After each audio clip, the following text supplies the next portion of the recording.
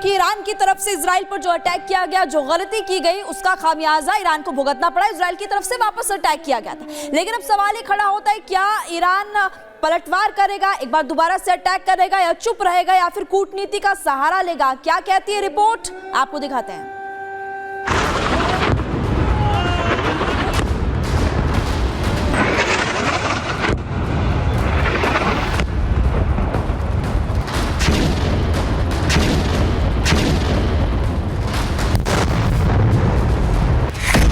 Israel का हमला विश्व दहला।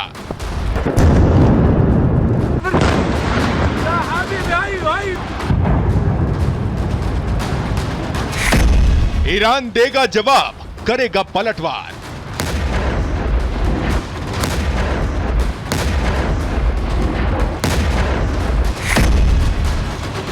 प्रलय का नया चैप्टर, होगा युद्ध भयंकर।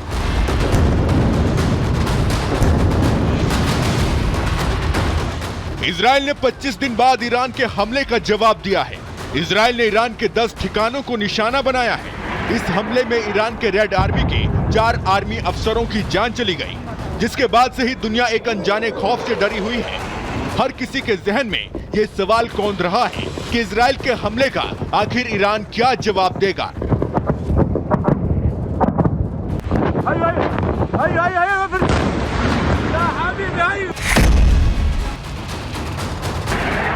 दरअसल इजराइल के हमले के बाद ईरान की तरफ से जो इशारा किया गया है, उसे देखते ही इस बात की आशंका प्रबल है कि ईरान चुप नहीं बैठने वाला।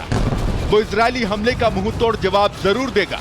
हालांकि ईरान अपने सैन्य ठिकानों को तबाह करने वाले इजरायली हमले का जवाब कब और किस तरह से देगा, ईरान इस बारे में कुछ भी खुलकर कहने से बच रहा है। लेकिन ईरान के राष्ट्रपति मसूद पेजेश्कियान ने इजरायली हमले के बाद जिस तरह का बयान ईरान के आगे रहने वाले रुख को लेकर दिया है, उससे साफ जाहिर है कि ईरान इजराइल पर अचानक हमला करके किसी भी वक्त चौंका सकता है।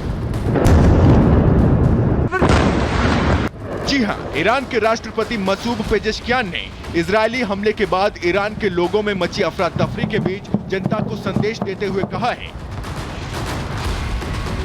कि ईरान के दुश्मनों को पता चल जाना चाहिए कि बहादुर लोग अपनी जमीन की रक्षा के लिए निडरता से खड़े हैं और वो किसी भी मूर्खतापूर्ण कार्रवाई का जवाब बुद्धिमत्ता और बुद्धि से देंगे। हालांकि इजराइल को भी ईरान के आक्रामक तेवर का अंदाजा है, लिहाजा ईरानी हमले की आशंका के बीच इजराइल ने अपने कई रिहायशी ठिकानों को खाली करा लिया है। लेकिन ईरान पर हमले के बाद भी इजराइल के तेवर में कहीं कोई नरमी नहीं आई है। वो अब भी अपने दुश्मनों को खुली चेतावनी दे रहा है। ईरान के जवाबी हमले की आशंका के बीच इजरायली पीएम बेंजामिन नेतन्याहू ने कहा है, इजराइल ने ईरान पर हमले में अपने राष्ट्रीय हितों के मुताबिक लक्ष्यों को चुना, न कि अमेरिका के दिए गए निर्देशों के मुताबिक। इस बार भी ऐसा ही हुआ और आगे भी ऐसा ही होगा। जाहिर है, दुश्मनों को लेकर इजराइल के आक्रामक रुख में कोई बदलाव नहीं आया। वो अमेरिका के कंट्रोल से भी बाहर हो चुका है। उसने ईरान को सीधा संदेश दे दिया है कि अगर ईरान ने पलटवार किया तो वो आगे भी दुश्मनों पर कहर बरपाता रहेगा। Bureau report, Republic Bharat.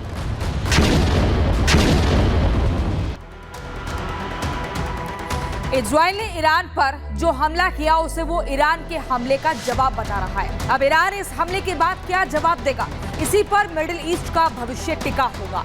अब ईरान के पास 2 विकल्प बचते हैं। वो कौन से विकल्प हैं? आप देखिए, अगर कूटनीति के तौर पर देखें तो ईरान पलटवार करेगा, और वहीं युद्ध नीति के तौर पर देखें तो कूटनीति का सहारा लेगा। ये 2 स्थिति अब बनी हुई है।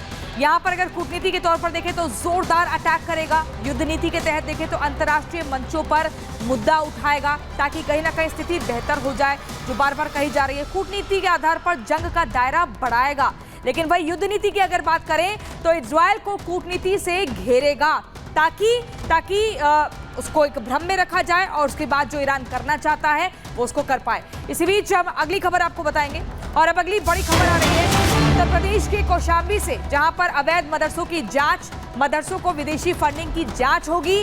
84 मदरसों में 73 अनएडेड आपको बता दें, अनएडेड और 4 मदरसे मिले हैं। अवैध मदरसे में विदेशी फंडिंग की शिकायत पर डीएम ने कहा कि आरबीआई को पत्र लिखेंगे, फंडिंग की जांच के बाद कार्रवाई होगी। ये बड़ी खबर आपको बता रहे हैं।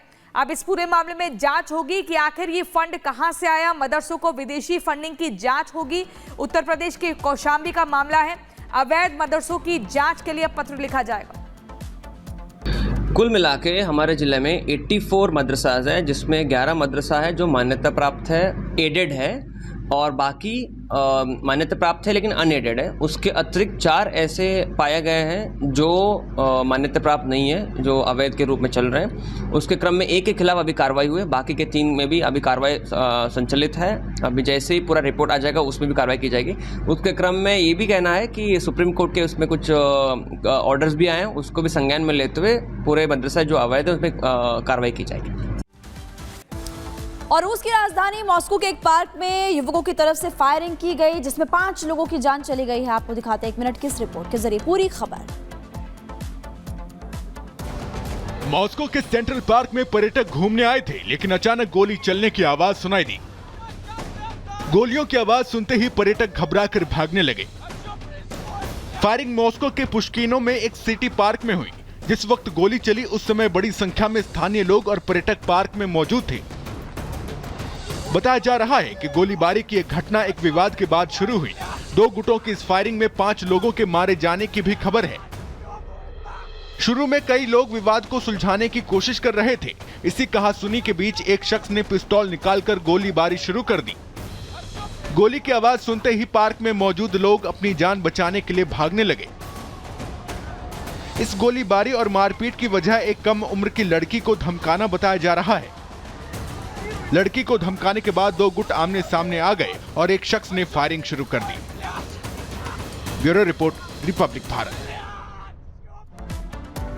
और इसी बीच अब अगली बड़ी खबर आपको बताएंगे। दरअसल तस्वीरें दिखाएंगे। उत्तर प्रदेश के मुख्यमंत्री योगी आदित्यनाथ काशी विश्वनाथ पहुंचे हुए हैं और वहां पर पूजा अर्चना कर रहे हैं।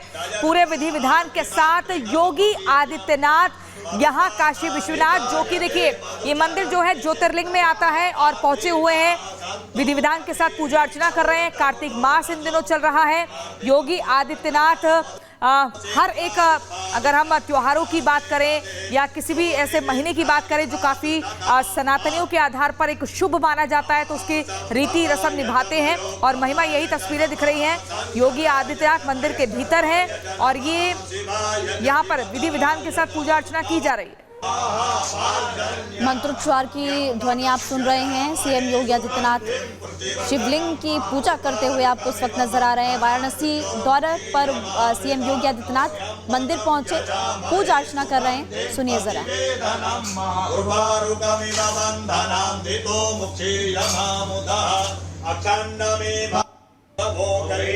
प्रजेति बाहुंजाया हे दिम परिवादमा